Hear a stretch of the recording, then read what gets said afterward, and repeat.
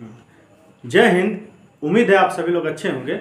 इस वीडियो में हम बात करेंगे 16 महाजनपद की और साथ साथ उदाईन और वासव दत्ता की जो लव स्टोरी है, प्रेम कहानी की भी बात करेंगे। ठीक है। भास ने लिखा था स्वप्न वासव दत्ता, इसकी भी स्टोरी इस वीडियो में हम समझेंगे। सबसे पहले समझते हैं 16 महाजनपद की। 16 महाजनपद जो है 600 BC से लेकर के 340 BC की घटना है। यानी एक तरह से 600 ईसा पूर्व से लेकर के 340 ईसा पूर्व की घटना 16 महाजनपदों में मिलती है। और 16 महाजनपद के दौरान आपको बताना चाहूँगा कि 16 महाजनपद थे, इनका विवरण महाभारत में भी खूब मिलता है। जैसे अंग नरेश कर्ण, आपने नाम सुना होगा। अंग की बात होती है, मगध की बात होती है, कौशल की बात होती है, वत्स की बात होती है, कुरु की बात होती है, पांचाल की बात होती है। तो 16 महाजनपदों का साक्ष्य इतिहास में मिलता है। अब सबसे पहले बात करते हैं अंगुत्तर निकाय एक बौद्ध ग्रंथ है। अंगुत्तर निकाय एक बौद्ध ग्रंथ है, इससे 16 महाजनपद की जानकारी मिलती है। भगवती सूत्र एक जैन ग्रंथ है, इससे भी 16 महाजनपदों के बारे में जानकारी मिलती है।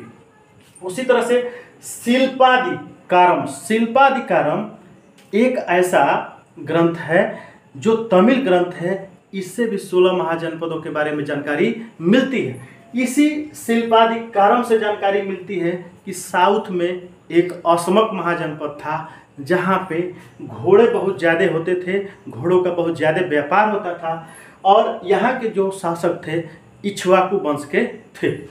अब देखिए, जैसा कि आप समझते हैं 16 महाजनपदों में सबसे बड़ा और सबसे शक्तिशाली मगध हुआ। और मगध, जैसा कि आप जानते हैं, शुरू में मगध की राजधानी गिरिब्रज थी, राजगृह थी। और किसने? बिंबिसार ने मगध की राजधानी गिरिब्रज या राजगृह बनवाया। राजगृह तीनों तरफ से पहाड़ियों से घिरा हुआ है, बहुत दर्शनीय स्थल है, आप चाहें तो जा सकते हैं उसको देखने के लिए। और दूसरा चीज़ क्या है कि जो बिंबिसार था उसने मगध को शक्तिशाली इसलिए बनाया, अपने कूटनीतिज्ञ से, अपने चातुर्य से मगध को शक्तिशाली बनाया। उसकी 500 स्त्रियां थीं और साथ साथ वो वत्स पे हमला करके वत्स को जीत लिया।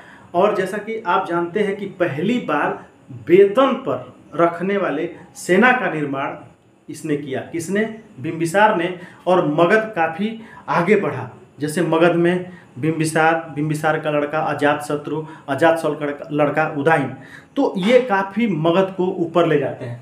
इसके अतिरिक्त अगर हम बात करते हैं कौशल, जो इस समय श्रावस्ती, कौशल नरेश प्रसेनजीत था, ये भी काफ़ी शक्तिशाली था। लेकिन बिंबिसार ने, इसकी बहन महाकोशला थी, तो महाकोशला से इसने शादी किया, वैवाहिक संबंध किया और इनके बीच में काफ़ी मित्रवत संबंध हुए।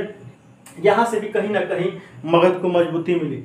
उसी तरह से मगध का शासक जो बिंबिसार था वो बज्जी संघ, यानी वैशाली, जो आज के डेट में वैशाली है, बज्जी है, मुजफ्फरपुर के आसपास है, और वहाँ से भी एक तरह से वैवाहिक संबंध बनाया।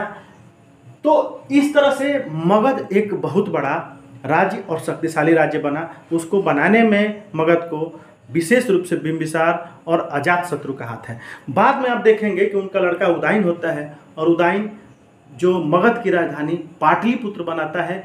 पाटलिपुत्र इसलिए राजधानी बनाता है क्योंकि वह सोन और गंगा नदियों के संगम पर पाया जाता है और वहाँ व्यापारिक दृष्टिकोण से अच्छा है। सोन और गंगा नदियों के बीच में जो जंगल है, जो सोन और गंगा नदी के बीच में जो द्वाब है, उसमें बहुत ज़्यादा जंगल पाए जाते थे।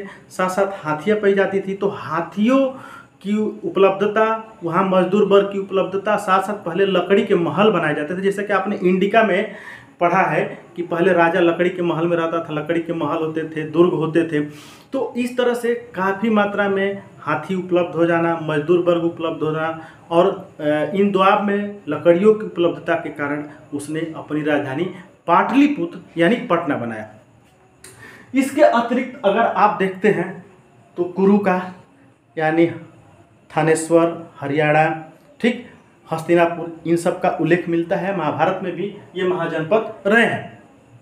इसके अतिरिक्त आप देखते हैं पांचाल, ठीक, तो पांचाल जो है ये भी एक तरह से वर्तमान में बरेली के आसपास, बदायूं के आसपास ये पांचाल पड़ता है। कौशल श्रावस्ती हो गया, सुरसेन मथुरा हो गया, ठीक है, मत्स्य जो है राजस्थान और गुजरात के हिस्सों में पड़ता था। और उसके बाद आप देखेंगे कि जो चेदी है, ठीक, शक्तिमती, मालवा यानी मध्य प्रदेश में पड़ता है। इसके अतिरिक्त अवंती की बात करते हैं तो अवंती की 2 राजधानियाँ थी, उज्जैन और महिष्मती। महिष्मती के बारे में आप पढ़े हैं, आप देखे हैं फिल्म, ठीक, और उस फिल्म का नाम है बाहुबली, इसमें महिष्मती का वर्णन है। इसके अतिरिक्त कम्बोज हो गया, गांधार हो गया, ठीक, जो उस समय भारत ही था, बाद में अभी अफगानिस्तान में कम्बोज है, गांधार पाकिस्तान में है। गांधार की राजधानी तक्षशिला थी। तक्षशिला, जहाँ आप जानते हैं कि तक्षशिला विश्वविद्यालय नालंदा विश्वविद्यालय की कैटेगरी का था, तो वहाँ पे भी शैक्षणिक रूप से भी बहुत अच्छा था। इसके अतिरिक्त 2 चीज़ें आप जान लीजिए 16 महाजनपदों में, कि सबसे पहला चीज़ अगर बात करते हैं यहाँ पे तो बज्जी और मल, विश्व का सबसे पहला गणतंत्र, यानी जनता ने राजा को चुना और राजा जनता का ख्याल रखता था, जनता से सुझाव लेके काम करता था, वो है बज्जी संघ। याद रखिएगा, बज्जी, वैशाली, लिच्छवी, ये याद रखिएगा। साथ साथ आप देखेंगे कि मल मतलब उसकी राजधानी कुशीनारा, जो वर्तमान में कुशीनगर है, ठीक, साथ साथ की एक और राजधानी थी पावा, ठीक, और बगल में फाजिल नगर है, तो पावा भी इसकी एक राजधानी थी, इसको याद रखिएगा। मैं कहना क्या चाहता हूँ उसको सुनिए। सबसे पहले 16 महाजनपदों में 2 गणतंत्र थे, 2 गणतंत्र बज्जी और मल, और 14 राजतंत्र थे। इसको आप ध्यान में रखिएगा, ये परीक्षा में पूछता है। तो इस तरह से आप देख रहे हैं, तो 16 महाजनपदों में बड़ा अच्छी बात लगती है। मैं जब रिसर्च कर रहा था, मैं देखा कि पढ़ाने के लिए आपको रिसर्च कर रहा, तो उसमें बड़ा अच्छा लगा कि उस समय 16 महाजनपदों की जो भाषा थी वो प्राकृत थी और संस्कृत थी, ठीक, और संस्कृत हम लोग कुछ समझ लेते हैं, बचपन में कुछ पढ़ाई हम लोगों ने किया है, तो हम लोग इस चीज़ को समझ लेते हैं।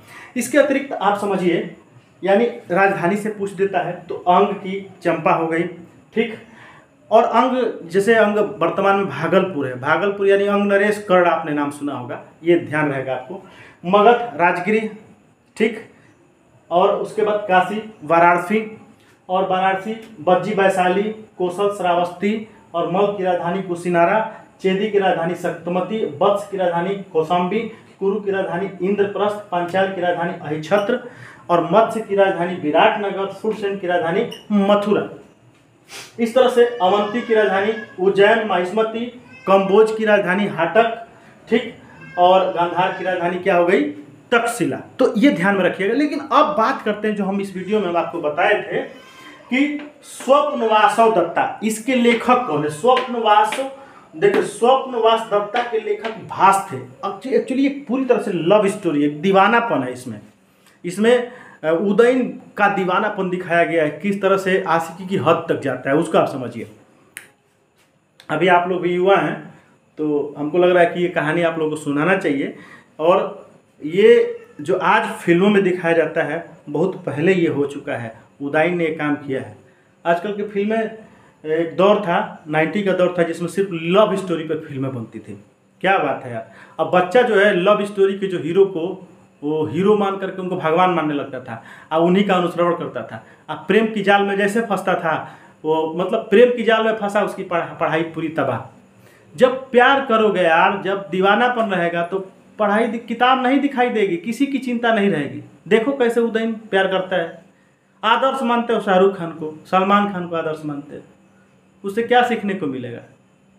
चलो ठीक है, तैयारी करने का, अगर आप तैयारी करना चाहते हैं तो सबसे पहला फार्मूला, प्यार वाले प्रसंग को ठोकर मारो। ठीक है भैया, चलो देखो कुछ बतिया भी लेते हैं हम लोग, नहीं तो कहाँ ऑनलाइन में बात करने का अवसर मिलता है। चलिए देखिए, सबसे पहले बात करते हैं, जैसे इधर जो है वत्स कहाँ पे है, ठीक, याद रखिएगा, कौशाम्बी यमुना नदी के किनारे है, इलाहाबाद के आसपास पड़ता है, प्रयागराज के आसपास पड़ता है। तो उस समय बिंबिसार ने भेजा था वत्स यानी कौशाम्बी यानी वत्स भेजा था वहाँ का राज्यपाल था और उदयन वहाँ का राज्यपाल था। तो उस समय बड़ा चर्चित थी एक अवंती का शासक था प्रदोत, उसको चंड प्रदोत भी कहा जाता था। उसके पास सेना बहुत थी और बहुत जो है उस समय उसका चर्चा था, बहुत बहादुरी के चर्चे थे, उसके लोग लोहा मानते थे। तो कहीं ना कहीं किसी न किसी रूप में अगर इसको यानी कि प्रदोत चंड प्रदोत तो कोई पराजित करने की क्षमता रखता था तो उदयन था। लेकिन एक घटना क्या होती है कि छल से चंड प्रदोत उदयन को गिरफ्तार कर लेता है और जब गिरफ्तार कर लेता है तो उसी दौरान वो क्या करता था कि एक घोषवती नाम उसका एक बीड़ा थी, उदयन बीड़ा बजाता था, उस बीड़ा का नाम था घोषवती। और वो बीड़ा बजाता था तो बड़ी चर्चा होने लगी आसपास। जो लोग संगीत से जुड़े होते हैं ना, जो गायक होते हैं जो संगीत से, उनको लोग बहुत जल्दी जान जाते हैं। तो चर्चा हुई तो ये इसकी जो लड़की थी चंड प्रदोत की, उसका नाम था वासव दत्ता। उसने इच्छा जगाई म्यूजिक सीखने की, संगीत सीखने की। और तब उसने क्या किया कि उदयन को कहा कि चलो ठीक है, वासव दत्ता को तू क्या करो, संगीत सिखा। जब संगीत सिखाता है तो इसको हो जाता है प्यार, और वो भी ऐसी दीवानगी तक कि खाते पीते उठते बैठते आज की जो जनरेशन करती है उसी तरह से। अब इसको कुछ दिखाई नहीं देता था, लेकिन जानता था कि चंड प्रदोत स्वीकार नहीं करेगा। ठीक, तो ये क्या भगा ले जाता है किसके मदद से? इसका एक वफादार था यौगंधरायण। यौगंधरायण एक वफादार इसका साथी था, एक सेनापति था। उसने इसकी मदद से यह जो है वासव दत्ता को भगा के लेके जाता है वत्स। अब जब वत्स जाता है तो ये वासव दत्ता के प्रेम जाल में इतना फंस जाता है कि राजकाज को ध्यान नहीं रखता है, राजकाज पे ध्यान नहीं देता है, न युद्ध की तैयारी करता है, न शारीरिक व्यायाम करता है, न अस्त्र शस्त्र का प्रयोग करता है। मतलब बिल्कुल दीवानापन इसको छा जाता है। रात को सपने में भी वासव दत्ता का नाम लेता है। अब यौगंधरायण को ये लगा कि ये तो एक पूरी तरह से दीवाना हो चुका है और अब कैसे बचेगा वत्स। इसी दीवानगी का इसी दीवानापन का फायदा उठा करके एक अरुणी नाम का एक शासक था, उसने उदयन को पराजित कर दिया और वत्स पे कब्जा कर लेता है। अब होता क्या है कि यौगंधरायण को ये बात समझ में आ रही है कि जब तक ये वासव दत्ता के प्यार में रहेगा तब तक जो है ये कुछ करने वाला नहीं, ये निकम्मा हो चुका है, ये पूरा आशिक है, इसका काम खत्म है, ये निकम्मा हो चुका है। वह साजिश रचता है अपने कुछ वफादार साथियों के साथ और एक जगह आग लगवाता है और वो झूठा फैलाता है कि इस आग में यौगंधरायण और वासव दत्ता जल करके राख हो गए। अब जब ये बात उदयन सुनता है तो और सदमे में चला जाता है। होता क्या है कि जो चीज़ आपको मिली है अभी शायद उसकी कदर आप नहीं समझते, जब वो खो जाए तो और परेशानी होने लगती है। अब उदयन और मजनू हो जाता है। फिर वो जानता था यौगंधरायण कि आज नहीं तो कल ये भूल जाएगा, तो इसकी शादी करानी पड़ेगी। तो होता क्या है कि लेके जाता है वासव दत्ता को यौगंधरायण, लेके जाता है मगध। और मगध में एक लड़की थी पद्यावती, वो भी सुंदरी थी।